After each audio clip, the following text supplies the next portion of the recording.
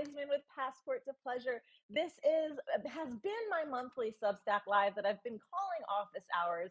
We are now shifting it back to open dialogue, which is what I was calling it on Instagram Live. But you know what? I like Substack more than those other platforms. So we're bringing it here. We're keeping it here. And today I'm so excited to be joined by my guest, Suzanne from Sex Advice with Seniors. Would you give us just like a brief little intro or a non-brief intro about you and all your wonderful things that you're doing? Yeah. So I host a weekly podcast that where I speak with experts like Ali and other experts around sex, dating, and sexual health related to anyone really kind of 50, 60 plus to help them improve their intimate and their relationship lives. I don't profess to being an expert myself. I've just slept with a lot of people. And so that's given me some kind of expertise in my way. But I like speaking to people with more, more of an academic background so that people don't say she doesn't know what she's talking about. Well, there's qualitative and there's quantitative research. So I think it's important to have a little bit of both.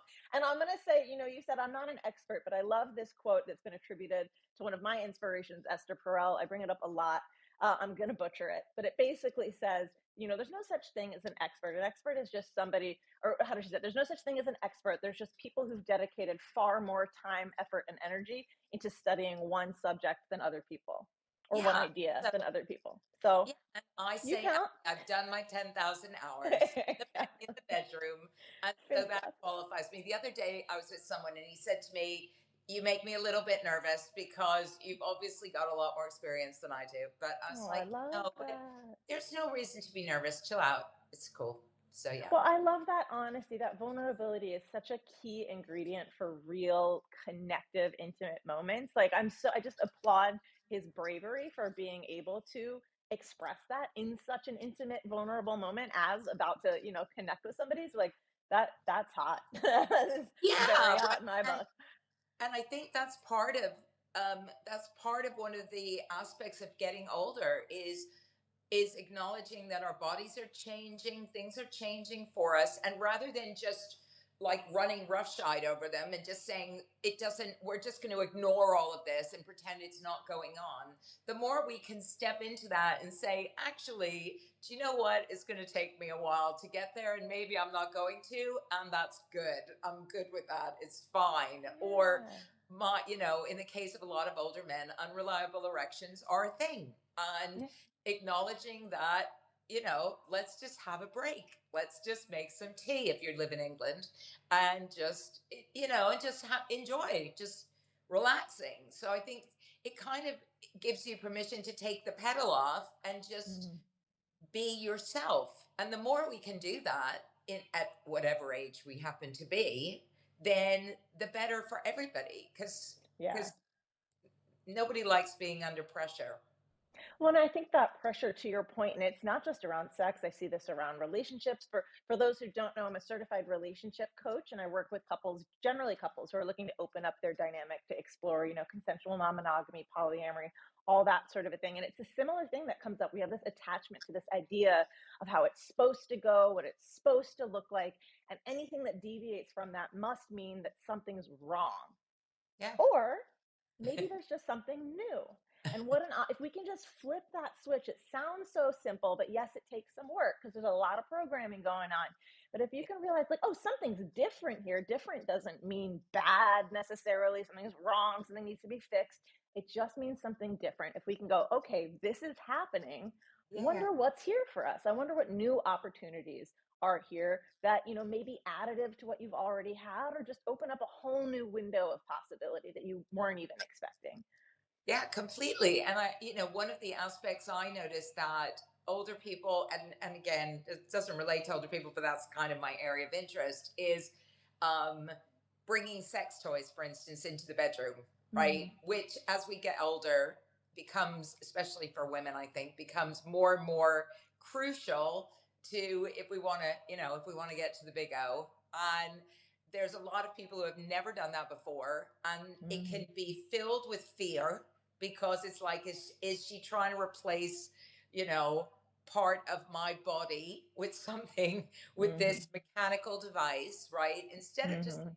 this is here to enhance our pleasure. Just think of all the fun we can have with this. We can do things together, we can do things separately, we can use Exactly. things that are meant to be used together.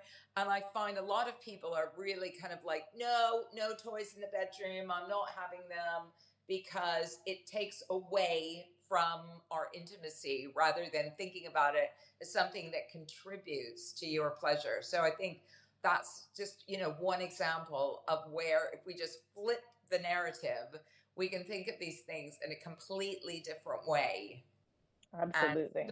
and remove the shame and the fear and the feelings of inadequacy that often accompany needing that little bit of extra help. I have this whole thing about lube. I get women saying they're wet enough, which is, drives me crazy. But Yeah. anyway, that's another Yeah. topic. Well, and every body is different, right? And it's, to me, it really boils down to giving yourself the opportunity to be curious rather than fixating or attaching to one idea that's like hardline no matter what. Like, you know what? I feel like I am wet enough, but I haven't tried lube before. Let me see what that feels like. Let me try it in different scenarios and see if it's additive or not. And if it is, it is. And if it's not, it's not. And there's different kinds of lube. And there's so many ways if we Yeah, lead with curiosity to invite new potential experiences. But when we come from this sort of like, nope, like I've got anything different is wrong. Like, and I get it. Look, it can be intimidating, yeah, scary. It can trigger a lot of insecurities. Like to your point about toys, I promise this will be my only metaphor involving childhood. Just bear with me. But it's called play, right? We play. This is sex is adult playtime. Did you yeah. use toy? Did you play with toys as a child because your friends weren't enough fun? No, you enjoyed playing with the toys together. The same thing applies here. Again, that'll be my last reference to children in this conversation, but you get where I'm going with this. Yeah, It's a yeah. yes and. Yeah, absolutely. And I know that, one of the, the way that we connected was over ethical non-monogamy and polyamory, and I'm really keen to talk to you about that, because I'm very much of the belief that whilst you can design your relationships that you want and what they look like at any stage of life, often when you've been in a long-term relationship and you come out of it, it's quite natural to only be familiar with that one style of dynamic. And what I see starting to happen with some of my friends, not all of them, but some of them, is that they're looking at these kind of more traditional dynamics and they're rejecting them and saying, what would it look like if I didn't just have one partner? What would it look like if I explored some sexual fantasies that I've had?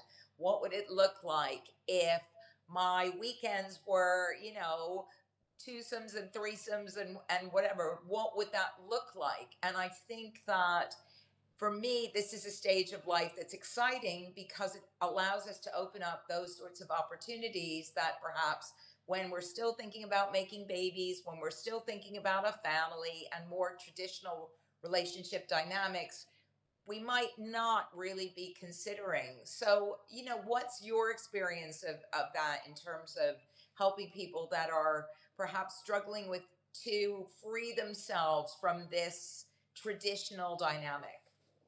I think so much of what you just said is key that I wonder what if is such a juicy place to come from in life and also to have grace with yourself. You're coming out of, you're in, I should say, the same world we all are, that we grew up with a lot of this indoctrination.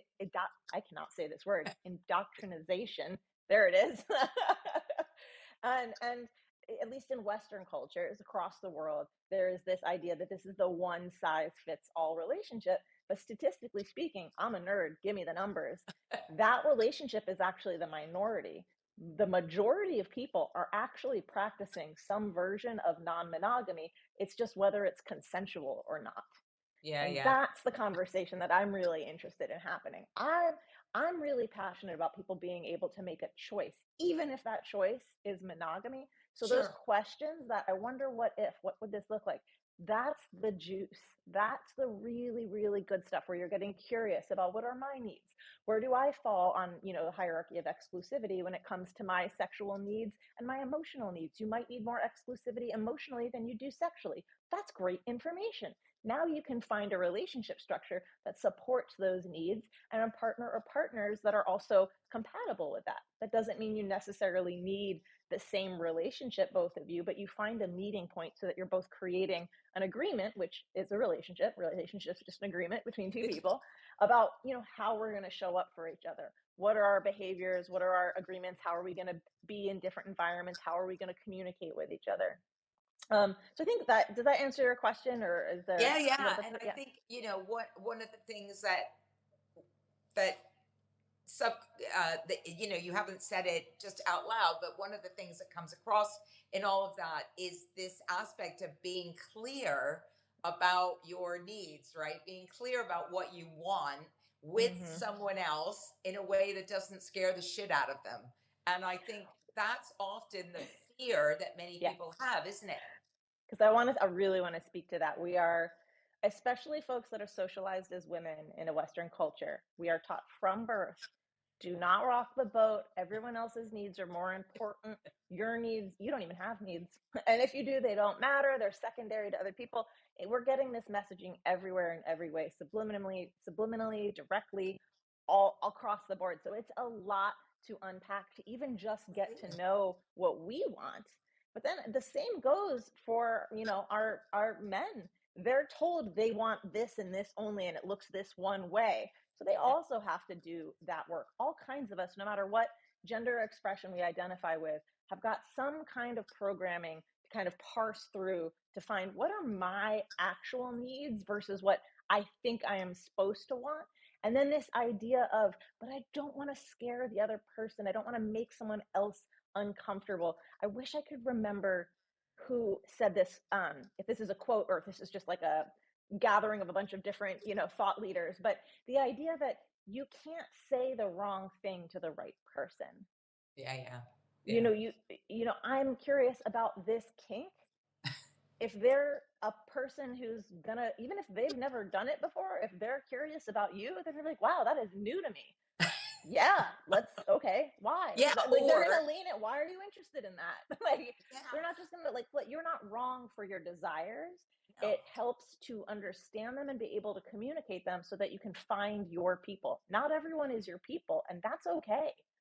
Yeah, and I think often when I talk to people about exploring some of your kinks, some of your desires, what I often think is quite helpful is to play that out as a fantasy with your partner, right? To imagine if you have a threesome fantasy, to imagine that there's a third person in the room, to talk with your partner while you're having sex. Oh, God, I can see this Yeah. going on in my head, and it's really exciting. And to involve your partner in that fantasy before you potentially think about moving to the next stage, which is trying to involve a real person. Because often I see people for whom just reenacting those fantasies is good enough.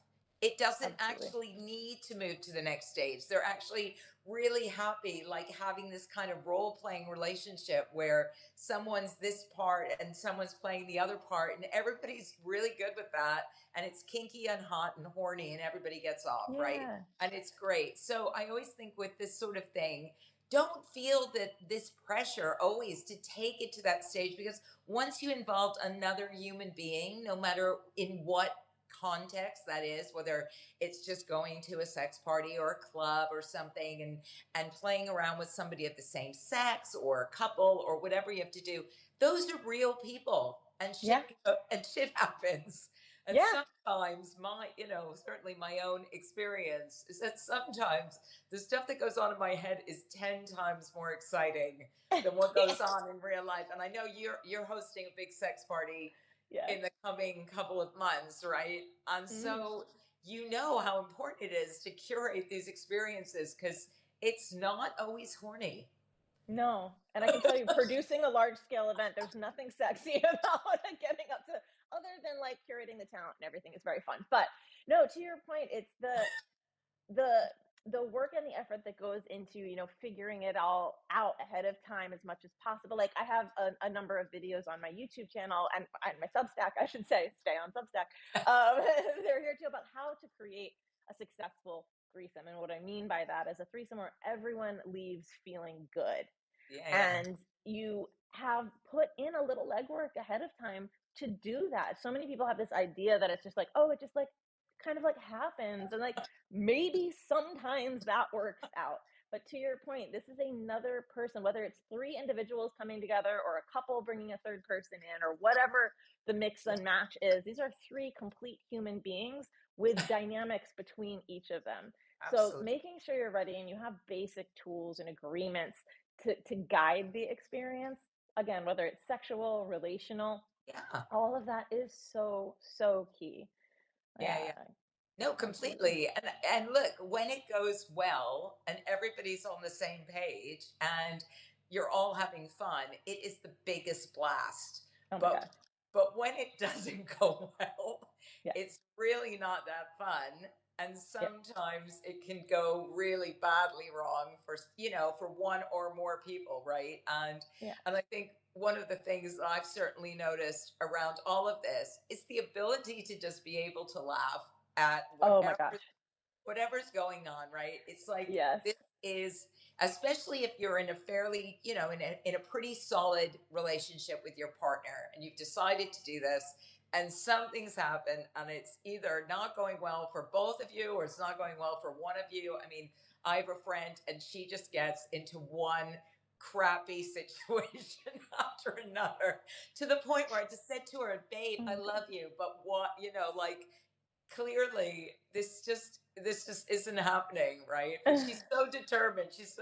I have to love her for that. But she's able to laugh at it at the end of the day, and that's what I Yeah. love about her is she's just like, it was a disaster, move on.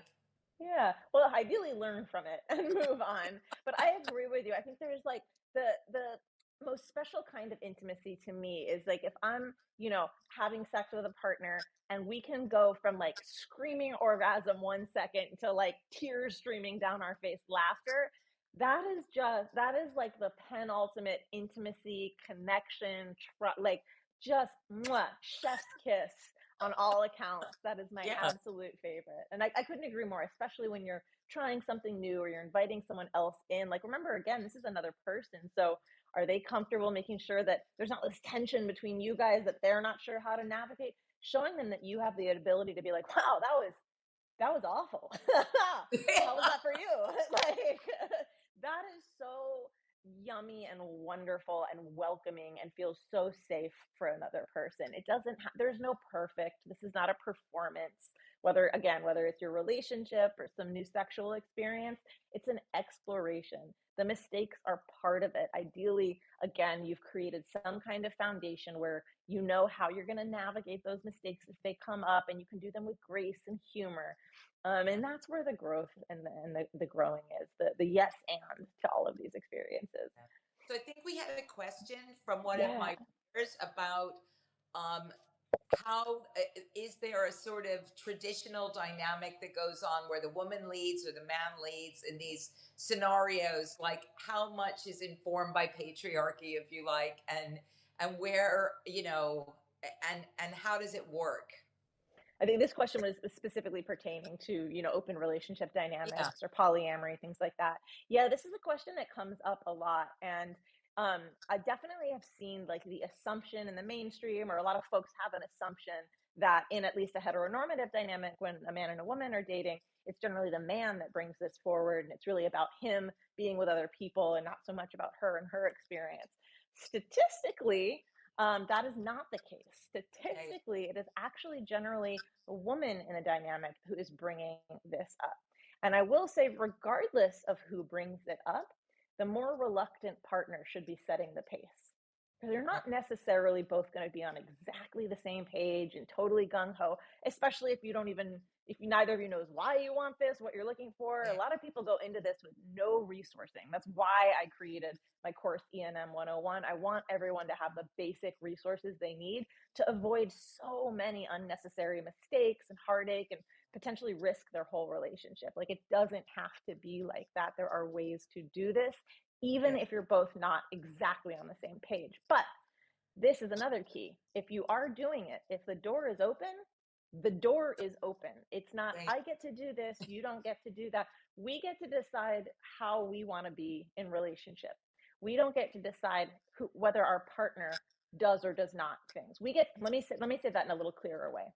Yeah. We get to decide if we want to be with a partner who sees other people or not. We don't get to decide if our partner sees other people or not. In the same way that if I want to open up, I don't get to tell my partner that he can't That's any right. more than I get to tell him he has to. Yeah. Yeah. I'm in a relationship right now. Actually, one of my partners is not necessarily sure that he wants to see other people, but is Yeah. completely accepting and supportive of who I am and how I show up and the fact that I have a girlfriend and I go Yeah. on dates. It's Yeah. about clarity and communication. He doesn't have to date other people just because I'm dating other people any Yeah. more than, he shouldn't be allowed to if I don't want to. So hopefully that makes sense. And again, if anyone has any questions, this is a live call. We are here for you to drop that in the chat. And if you're watching the replay, we will absolutely read the comments after as well. So please don't hesitate to drop any questions you have about, you know, any kind of sex advice for seniors, open relationship dynamics. You've got some specialists on here. I would say that my experience is that, as you've acknowledged, typically, or more often than not, the relationships that I know that are open have almost entirely been driven by the woman's desire for a same-sex relationship. It can They're be. they're in a heterosexual relationship, and they have strong bisexual tendencies, and they really want to explore some type of relationship with another woman. And I know people that have been doing that for decades, frankly, and their partners have not always been interested in doing anything, or sometimes just going off and potentially just having sex with another woman, for instance. And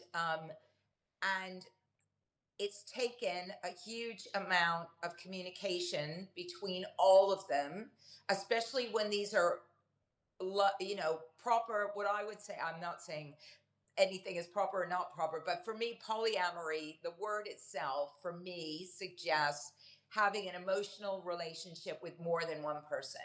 Whereas I would say that I tend more towards being a swinger.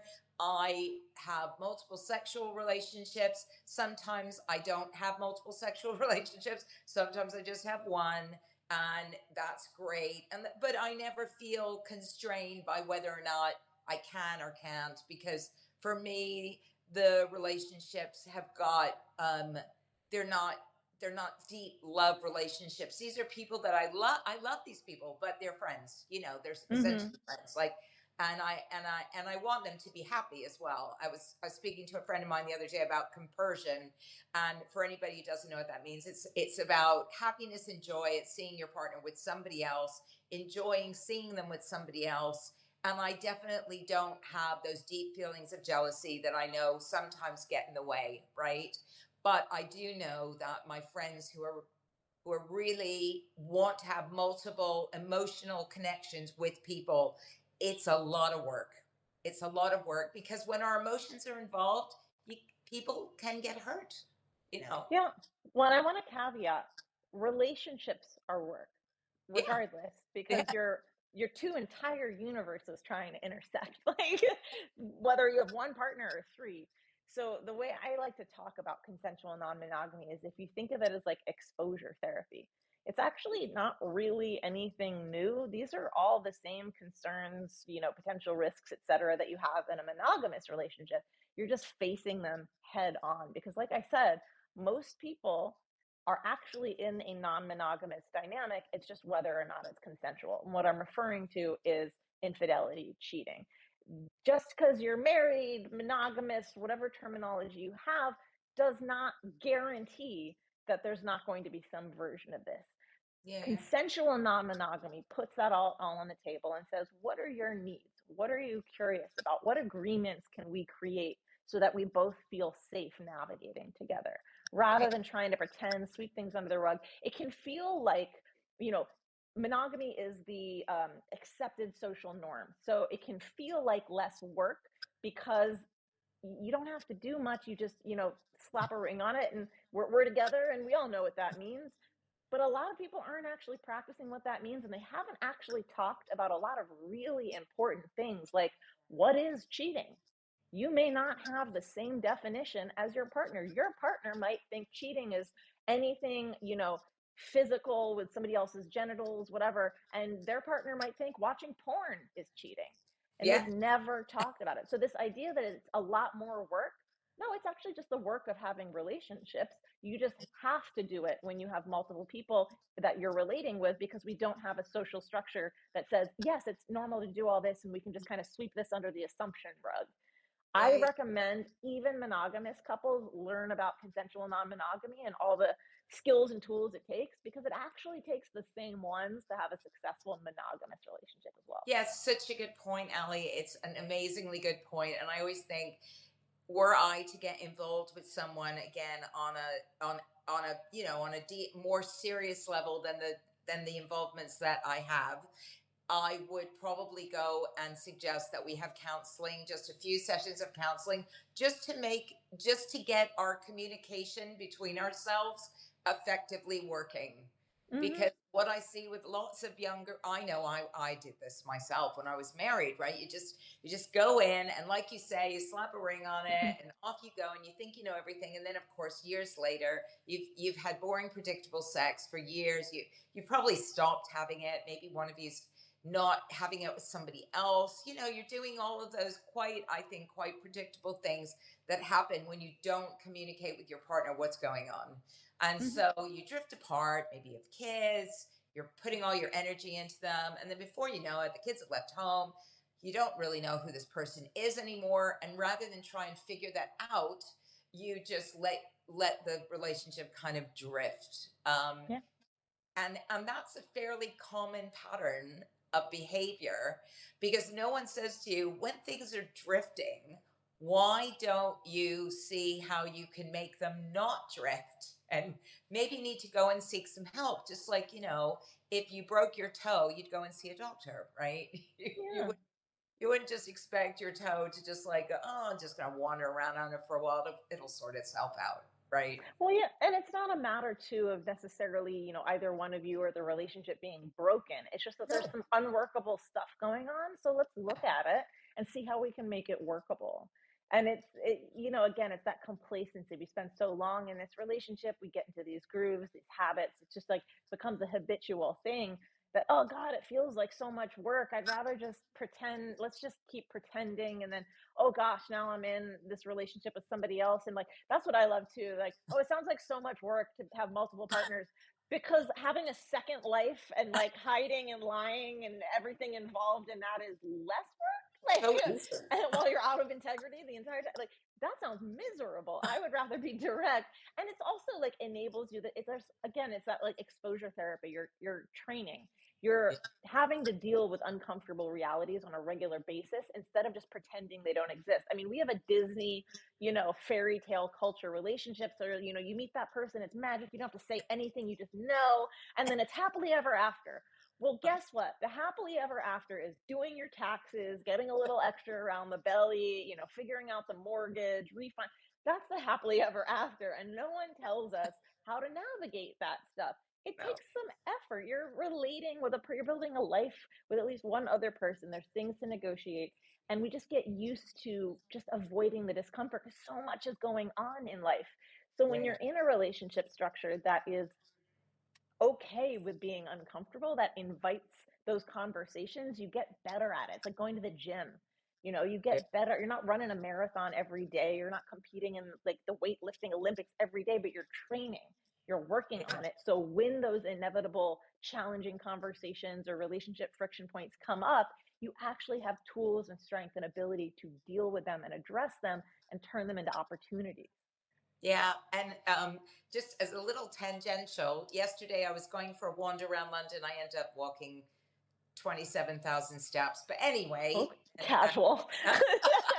but along the way, I went into a shop where they had a bunch of like cards from the School of Life. You're probably familiar with the School of Life. Most people are familiar with the School of Life. And so I bought the cards, which are the pillow talk cards. I don't know if you've seen them, but I haven't they're used them, but I've heard about them. yeah. Yeah. So I thought I'll buy the pillow talk cards because I'm curious to see the kind of questions that you can start asking your partner, because I think one of the things, and certainly one of the challenges that I know I have, and I feel I'm fairly confident when it comes to being able to express my desires, is sometimes I get myself into these situations where I build stuff up in my head Oh to yeah. this monumental degree. I don't know Until what that's like. right. And thinking, no, I can't possibly say that. I can't Yeah. possibly say that. No, I'm not going to say that. Right. And so I brought out these cards at lunch today, just to see what they had on them. And I have to say that whilst some of them I was like, God, I don't know how I'd answer those. It was like, what is a kinky fantasy that you've thought about, but but you wouldn't actually want to try yourself? And I thought, Okay. God, I don't know the answer to that. That's like I pretty much want to try all of Because I them. just want to try almost, yeah, because they're not going to be a fantasy for me unless I want to try them. Yeah. Like, that's Well, kind of, it but I doesn't. thought that was like, there's a whole bunch of cute little curious questions. Yeah. And I always think people want practical tips, right? Yes. And so I always think things like this are like a really kind of cute way to introduce that that deeper level of intimacy into your relationship. Sometimes just springing out with, there's something that's been driving me crazy and I have to ask you now because it's going to kill me, can feel really risky. But Yeah. pulling out a little deck of cards that you just bought on the South Bank one day, and you're like, oh, I just bought this little deck of cards. Let me ask you some questions. There are tools out there like this, and I'm sure you've got loads of them, that just invite intimacy, a deeper level of connection with your partner without feeling overwhelmed by the question that you are dying to Yeah. ask. Well, and I love talking about too. I think language is important, and I think it's important to acknowledge the words fantasy and desire can get used very interchangeably in our society. And I think that can be where some of the pressure comes from, and it's related to that question you actually just brought up. Just because you're thinking about something doesn't necessarily mean you do actually want to live it out. Not everyone's like us, or we're like, I wonder what that'll be like. It's a lot of people have thoughts in their head, and I'm talking the darkest, illegal, like socially unacceptable, like all of the things. Just because you're thinking about it as a fantasy, that means it lives up here, it's your imagination only, does not immediately make it a desire, meaning you want to take it out of fantasy into reality. Yeah, That's yeah, the difference, and it's really important to explore and understand the difference for yourself so that you yeah, can create those boundaries and you can communicate to your partner, yeah, I want to talk about this. I don't want to do this. I actually run into this sometimes. Couples will come to me and they think, one of them thinks they want to open up and they want to know how to have that conversation, and we talk through what it is, and then they actually come to realize, I don't know that I actually need to open up. I just wanted to be able to talk about it yeah, and yeah, be curious, and it leads them to the next conversation and the next curiosity, because there's so much like unnecessary shame around our curiosities and desires, yeah, yeah, and yeah. we have this intimate connection with another person and we want to be able to share that, but we're not given the tools, and so we just keep squishing it down until, like you said, to your point, it becomes this like thing. And if I'm thinking it, then I must want it. Well, I'm thinking it, I want to be able to talk to you about it. Can we get curious? I don't know what it means yet. Are you down to get a little uncomfortable with me? Yeah, Like, that's okay. yeah. I mean, there's this thing called the yes, no, maybe checklist, and I know there's Hmm. very different variations of it online. You can find at least 3 or 4 different variations where you just literally run through a shopping list of things that you might be thinking about. You really are not interested in doing. You're open to possibilities of either giving that person that or receiving it from that person, and it's a really great way, again, of just breaking down some of those thoughts that you might have had, but maybe you want to try them, but maybe you don't.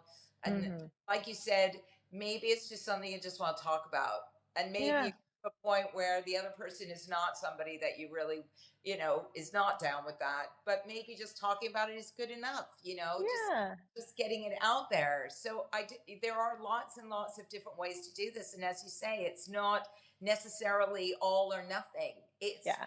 It's just I'm just putting it out there. I don't know what it means, right? Yeah, the ability to say I don't know is such a lost art in our culture. It's such a Yeah. powerful thing to be like, you know what, I don't know right now, but I want to be in that with you and like let's look at it. It's uncomfortable. I've been doing work like this for over a decade, decade and a half. It's still uncomfortable, like, Oh but yeah, that's the like growth. yeah. And the other thing that I wanted to say, because I think it's important as well, if we're kind of talking a little bit about people that are older, is that a lot of when I hear that people are no longer feeling horny anymore or their libido has taken a nosedive, often having these conversations about what you might want to do and what you're thinking Yeah. of doing can be the door opener to some form of intimacy that in itself might just start the juices flowing. And I know, for me, we joke about it's Sunday afternoon and I've had my Sunday afternoon fun and everything, so got it over with early just for you today. Efficient. I'm honored. I'm got your aftercare and I like, love it. like had to get him out the door, like I gotta start soon, but knowing that there's that possibility is for me the first step to me getting excited starts days before I actually meet this particular person, because I'm thinking about what's going to happen, what could happen. And so all of that kind of stuff, again, fantasy and using your imagination and being creative is such a great opportunity to get excited again, because Yeah. often we just get in a rut, and that's Yeah. really a lot of what it boils down to. I think in long-term relationships we just get in a rut. Yeah, and we forget that there's different kinds of desire, right? We're used to spontaneous desire at the beginning of a relationship, right out the gate. All I have to do is think about you, we're on top of each other. Yeah. And most long-term relationships, regardless of, the combination of people and genders, generally responsive desire increases while spontaneous desire decreases. And that's responsive is like, you're kissing and you're touching before you can really get aroused. And Mm. there's this like unfortunate cultural disdain for the idea of like even the word maintenance sex. That doesn't sound great, does it? But I always like to use the metaphor like when you plan a vacation, are you less excited about it? Does it make it less fun to look for? No, you get to anticipate it now. You're looking forward to it. You're imagining all the things you're going to be doing on it. That is the whole point of scheduling sex. When you have a long term relationship and the responsive desire is much more prevalent, that can actually help increase spontaneous desire as well when you really commit to a sexual connection practice. I will say, I do love this quote from Esther Perel. In order to want more sex, it has to be sex worth wanting. But that is a responsibility of everyone involved. Are Yeah. you asking for what you want? Do you know how? As a partner, are you creating a safe space for your partner to ask for what they want? Are you creating the opportunities to get curious and play with new things together?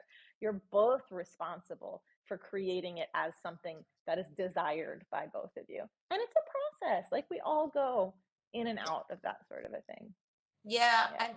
and I know another, slightly changing the subject is another a question that I've been asked often is like, oh, so Suzanne, you talk about opening up relationships, you talk about having multiple partners, you talk about doing all of these things. I can't even meet one single person that I want to have any form of intimacy with, never mind more than one person. Like, where do you find people? Mhm. And I suppose, my answer to that is, look, I use online sites, mainly kind of hookup sites, or sites like Field, which are mainly aimed at people who aren't into monogamous relationships. Not necessarily, but there's more people there that are. But also, I don't set too many requirements, if I'm really honest. Like, I don't have a very long list of tick boxes. I'm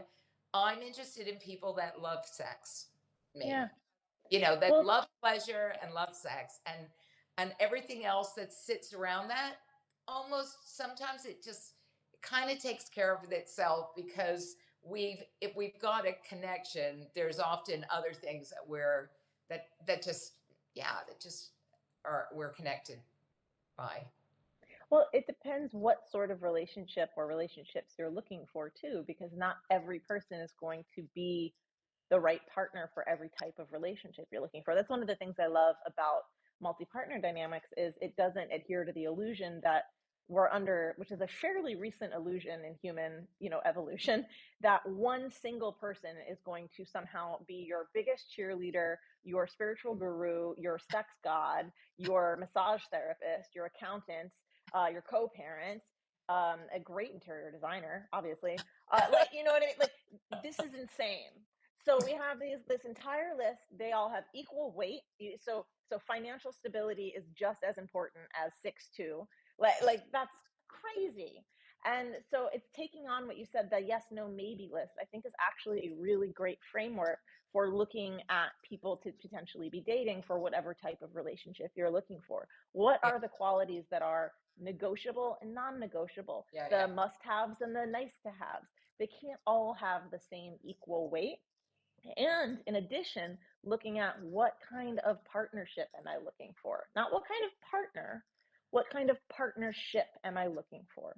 Do I yeah. want them to be a co-parent? Does that mean I also want to live with them? Are we combining finances, or am I good on my own with that? Are they combining more childcare for really drill into the type of relationship you're looking for rather than this one size fits all. I want a partner, I want a husband.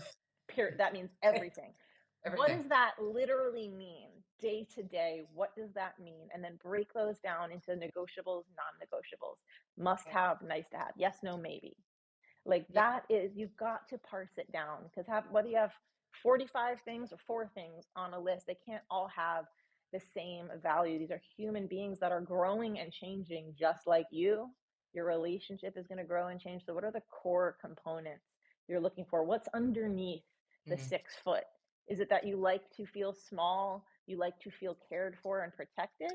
That's an interesting core value. You can look at that. What are the other things that make mhm. you feel like protected and secure? Those are the things you're looking for. Yeah, it's a great point.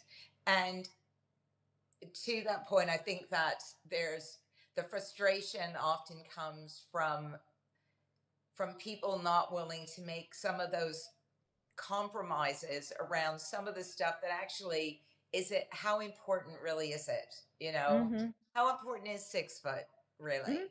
I Mm-hmm. mean, at the end of the day, and just not willing to kind of to look at that. And I know that there's a lot of women I know that are saying, and I know Esther Perel, this is where I was going to get to. Esther Perel, our favorite I Esther know. Perel, If we said, haven't referenced her at least 5 times in a conversation, are we even no, really absolutely, talking about sex and relationships? totally essential. But one of the things she said that always struck with me after reading Mating in Captivity, which I have to say, the first time I read it, which is when it just came out, I was like, wow, this woman is finally, someone is speaking my language. Somebody Mm, understands the nature of eroticism. And one of the things she said is distance breeds desire. And that is a phrase that I bring up time and time again because it covers so many different aspects of what often goes wrong within relationships is this mhm. this feeling that we have to let them know every single thing about ourselves Yeah. because that's what's going to make them love us more is if they just know everything, right? Everything. Rather Yeah. than thinking they don't need to know that. I mean, No. it's not necessary for me. The whole domesticity thing is an absolute libido killer for me. So Mm-hmm. I just remove that from any relationship I have because I know that as soon as someone says to me, "Have you emptied the dishwasher today?" then or oh, I thought you'd like to know I put this stuff in the tumble dryer. It's like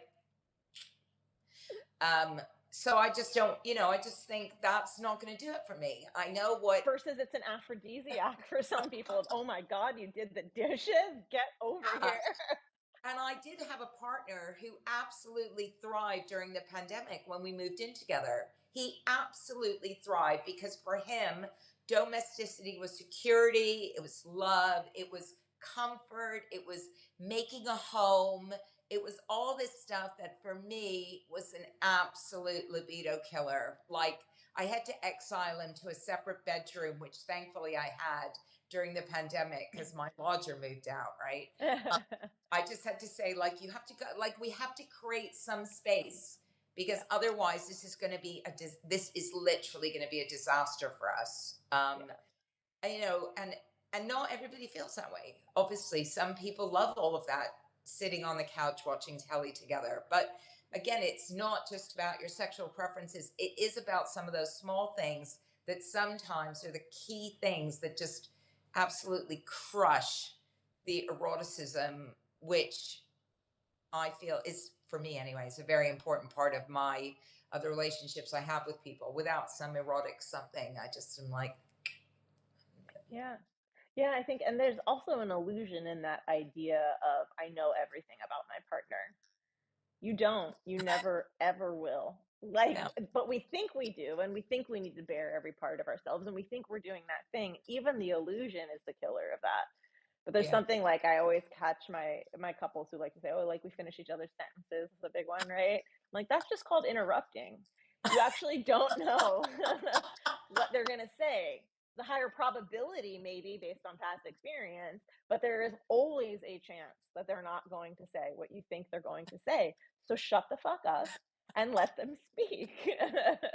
Let them surprise you. And I think this is also connected to something I see a lot too. We really are having trouble as a society differentiating between uncomfortable and unsafe, especially in our like relationships and our language and things like that. Uncomfortable is not only okay, it's necessary. It's necessary for intimacy, for personal growth. It's necessary for excitement, like all of like Yeah, newness. yeah, Unsafe is very, very different. So if yeah, yeah, we're avoiding discomfort in the same way we're avoiding being unsafe, we're robbing ourselves of a lot of opportunity for connection, again, for personal growth, for greater intimacy. yeah, Looking for those opportunities to be new to our partners, to let our partners be new to us can feel uncomfortable because there's this, security again, and like, oh, I know everything they're going to say, it's all good. And if you allow them not to, you know, it's a new sensation of like, who are they? But that is, to your point, that's what breeds desire. That's what allows that spark to come back, where they might actually not be exactly what you think they are. I even push this farther, like an exercise I love doing with couples is like a date night, but you don't know each other. yeah, You decide who's going to pick up who, and you yeah, see if you genuinely can. Don't go easy on them. Genuinely try and see if you can get them to go home with you. You don't have to. You do not know. You're going to get a hotel room and you're going to have your house, and you may go back to the same place together and you may not. Genuinely see, and that just adds again that play. It takes the pressure off. It infuses that excitement, that unknown, that possibility, and yeah, and it's simple. It's so so simple. Who yeah, says date night has to be the same thing all the time? yeah. No, and it's super exciting. I mean, especially if you get dressed separately, you leave at separate Yeah. times so that you don't see what the other person is wearing. So when they turn up, they may surprise you with something Yeah. you've never seen them in. Yeah. I think there's so many possibilities for that to just be playful, have fun, see the person in a new light, and enjoy that new experience with them. But we often don't give ourselves the opportunity. Again, I always we talked a little bit about scheduling sex and maintenance sex and stuff like that. I do think that there's something to be said about doing things that are playful within that time that you set aside with each other, right? Mhm. So your what looks like maintenance kind of scheduled sex doesn't have to be.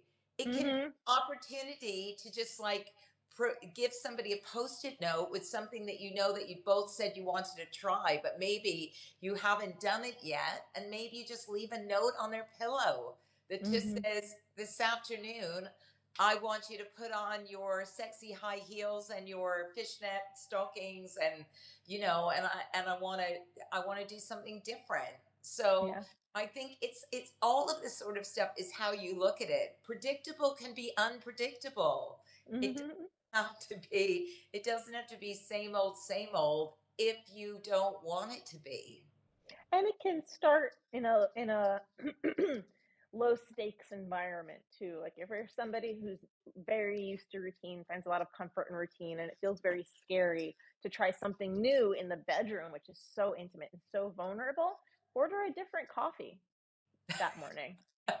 Put on two different socks that don't match. Like, do something different that is, again, low stakes, low pressure, and Yeah, just yeah. do a few of those and get used to that feeling, and then raise the stakes for the next one, and then raise it for the next. Kind of, you know, train yourself. Don't think you have to dive straight in. You're watching us have this conversation. Maybe you're curious about new relationship dynamics, exploring consensual non-monogamy. That doesn't mean you go and you bring a third person home tomorrow. It That's means you go and look for resources. You learn from folks. You get, you get some books. You go through my course, ENM 101. So you have the whole groundwork and know what you're yeah, talking about. Because you don't even know what it is. How do you know that you want to try it? Especially if you don't have the tools to actually do it in a way that honors and respects your relationship. And the same can be said for, spicing up the bedroom, spicing up your sex life. Say, you're a committed monogamous couple and you've tried some fun new things, but you're still kind of, you want a little bit more. That doesn't necessarily mean we're going to go to a play party and we're going to have sex with everyone. Like, that is, you don't have to, again, jump in the deep end. There are environments. You can go to sex positive events. You can go to a rope tying workshop together. You can go to other environments. You can go to a play party. The play party environment is not a space where you have to anything. You no, can absolutely. just be there together. You can play together. You can not play at all. You can invite others in. You cannot. It's just an environment. That's You right. get to decide what you're bringing That's in. and that's really important for people to understand is that in these places, no matter what kind of club that you're going to, if you decide that you're going to explore some of these places, in none of these places is there a requirement for you to do anything. If you Other just than honor want, boundaries and consent. yeah, obviously, but well, I say obviously, maybe it's not so obvious, but you can sit back and do nothing. You can watch, you can participate, you can leave, you can decide what it is that your level of comfort within this. And I think as we've suggested, one of the key aspects with all of this, in all of this, is around consent, right? Is in making sure that whatever you decide to do, you're both on board with it, that nobody's experiencing any discomfort that makes them feel vulnerable, unsafe, and just, doing something that they really don't want to do. And unfortunately, there is an aspect sometimes in those sorts of environments where I have definitely seen things where I did not feel that both people were on board. Mm-hmm. And I know that's not unfamiliar. Is that there's a lot of places I go where it's clear that the woman's been dragged kicking and screaming. She doesn't want to be there. Her partner's trying to make her feel really comfortable. She looks absolutely totally miserable. And I think, you both got to be on board with that. I'm afraid, like, if one person wants to do it and the other one is like, that's a hard no, you cannot drag your partner there and No, but it's expect time to to enjoy renegotiate it. some agreements and talk about, Right. yeah. But there's always a conversation that can be had. I think it's the all or nothing mentality that gets a lot of people in trouble, unfortunately, and puts a lot of unnecessary pressure on partners. It's not all or nothing. It's just a conversation.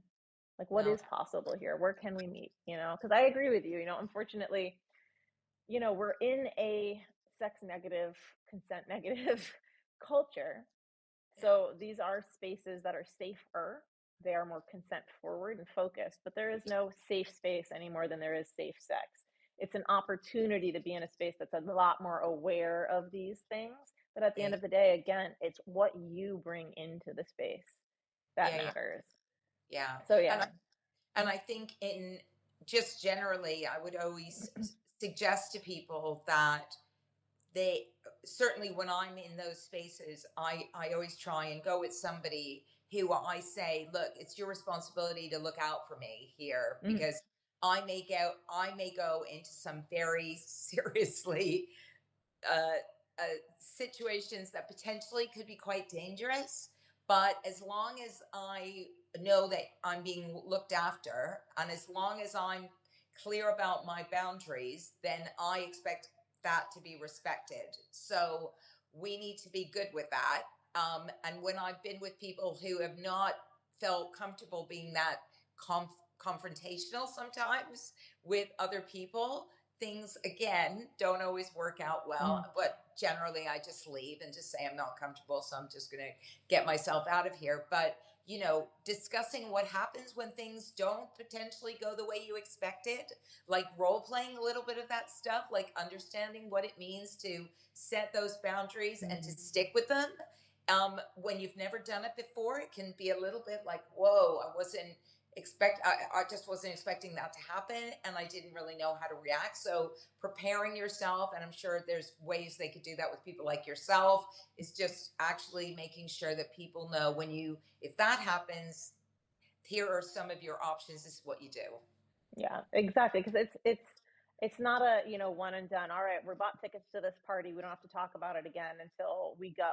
No, this level of mindfulness, ideally, I invite for everyone to have in every area of their life. It only enriches your life and your relationships. But Right. what you're talking about is some sort of pre-negotiation, some sort of conversation around, hey, these are my boundaries, these are my intentions, these are my desires. Down? Cool. What are yours? Yeah. Great. Now we can agree on how we're going to show up with each other. You do that before. You do that on the drive there. You do that at the party. You do it after the party. Because those things may shift and change. And like to your point, you're going to learn from any potential mistakes or snafus that happen. Those are still valuable. No one's evil here. Hey, that happened. We had talked about it not happening like that. Can we talk about how that happened and why so we can make sure it doesn't again? Or Yeah. actually, I didn't mind it and I thought I would. So I'm down changing that boundary. Don't, knowingly cross consent or any kind of boundary like that. But mistakes do happen. We need to have room for mistakes so that we can learn. But ideally, never the same mistake twice, because you learn from them, you adjust, you move forward. Yeah, and I think, Yeah. when I think about some of my experiences where I kind of thought I knew what my partner was into and what they weren't into. And then certain things happened that they weren't into. And then we had to, like you said, renegotiate, have a conversation like, okay, what's this about? What's going on here? I can see your discomfort. So, like, let's talk about that, right? Mm-hmm. Rather than, again, just sort of sweeping it under the carpet. So again, I think, all of these spaces for me, they're an opportunity to explore, get to know my partner a bit better, but also understand what they don't like, what Yeah. they're not into, what where's their no go, where's their hard stop, where's their nap. That's just not interesting to me, right? Yeah. So yeah, I mean, they're not, these spaces are not for everybody, but I certainly see, people always say, oh, it must be all full of young people. No, I mean, Yeah. every play party I've been to, I'd say that the average age was anywhere between kind of mid 30s right up until people in their 70s. I It's really a broad age. People can get into these sorts of scenes at any age. People can decide to do whatever dynamic they're seeking. There's no age limit to this sort of stuff. Um, So I will say though, there are some groups, there are some parties that do have a more homogenous vibe, depending. There's yeah, all kinds is the thing, because yeah, especially when you're in a space that has to do with attraction and, desire and fantasy, there's a component of making sure that everyone in an environment is interested in some of the same stuff. If yeah, you have no interest in kink or BDSM, going to a fetish party is probably not the best space for you, especially as your first one. So like having certain, it's important that we have parties that are just for a certain group or age range. If they're looking, if yeah, there's folks that are only attracted to, within a certain age range, things like yeah, that, that's important. Just as important as it is to have spaces that are much wider and, there's a lot more overlap. And the point is, there's both. There's all of that. If you've been to a yeah, play party or something like that and it wasn't what you wanted, I assure you, go to another one. Are other opportunities here. There's varying degrees of price points, theatricality, so much. There's so much I could say on this, and we're wrapping up in our last few minutes. So I'll just say this. If you are curious, I do have a ton of resources, not just about consensual non-monogamy and opening up relationships without ideally breaking up. I also have a ton of resources when it comes to exploring sex positive spaces like play parties. I'm actually launching a brand new global touring play party this year. It's an annual traveling event. It's actually a worldwide art opening, just masquerading as a play party. But more on that on my Substack. There's a link there. I'll link the event page as well in this post. And if you have any questions, again, for either of us, please do leave a comment. We love to see them. We will answer all of them. Any closing thoughts, Suzanne?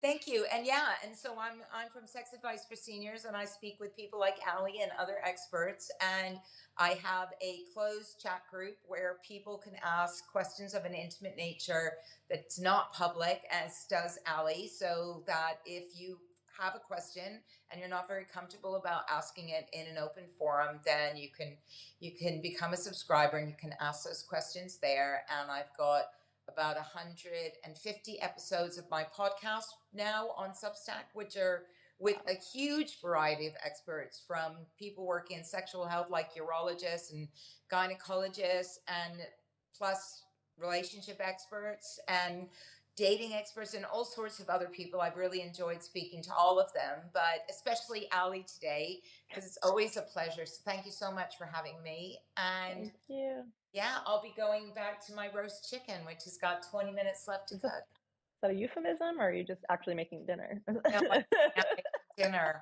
Never know with you. I never know. And on that note, I'm Allie Eisman with Passport to Pleasure. I'm an ICF certified relationship coach, writer, host, speaker. My favorite topic is non-monogamy. That's why they call me the non-monogamy nerd. I have tons of educational resources on my Substack and on my website, passporttopleasure.com. And I thank you all so much for joining my Substack Live. This has been Open Dialogue, formerly known as Office Hours. Going to be going through some transition in June on this Substack, but some very, very exciting new things are going to be launching this summer. So if you're not subscribed already, make sure to do so now. Thank you all so much. Thank you. Bye.